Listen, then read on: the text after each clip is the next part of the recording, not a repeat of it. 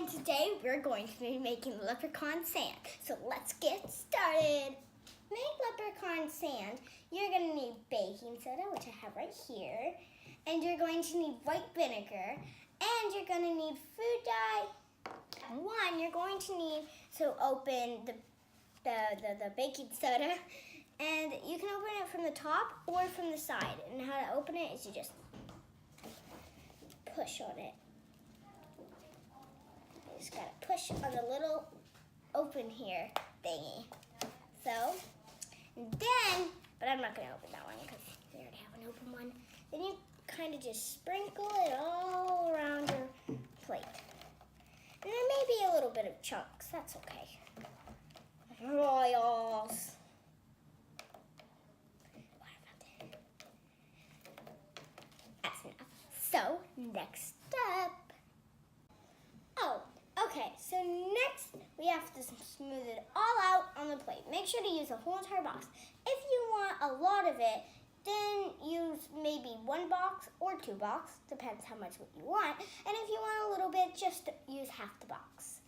Let's start pouring, but first, you can do it, but two ways before we start.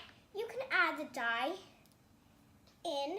Here, let me just move this over here so that way you guys could probably see it better. You can add the dye in the vinegar, maybe just three. Then put the cap back on, and then you can shake it and add it in. Fun shaking. Kind of looks like you're making sour. I don't remember what it's called. But you can do it that way, or you can pour the vinegar into the bowl.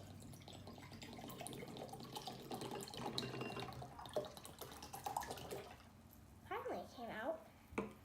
Then you can add. And then I'll be back to get a spoon. Okay, so I got these little sticks, so that way because I don't really want to wash the spoons, and I don't think your parents do either. So it's not even getting on the sticks.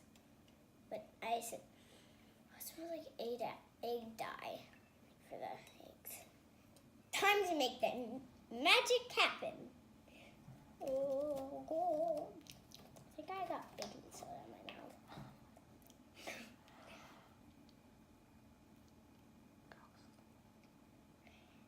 But make sure to go very slowly. Oh, this is my first time. I've never actually seen this. You gotta go very slowly. We'll stop there for a second. You gotta wiggle your arm.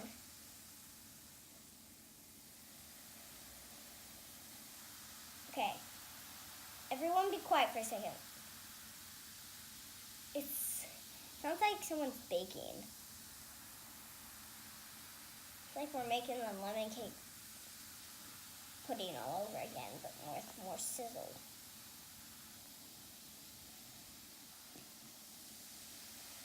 This is so cool. It's like okay, now you just it feels so weird. It actually feels so weird. This is my first time and I love it. It's so fun to play with and it's so easy to make. This is so cool. Okay, I'm going to try to make a snowman.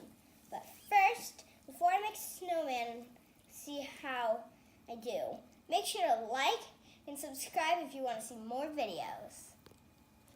There's a lot of vinegar more than sand. So we're going to add it a lot of more baking soda to make it more clumpy.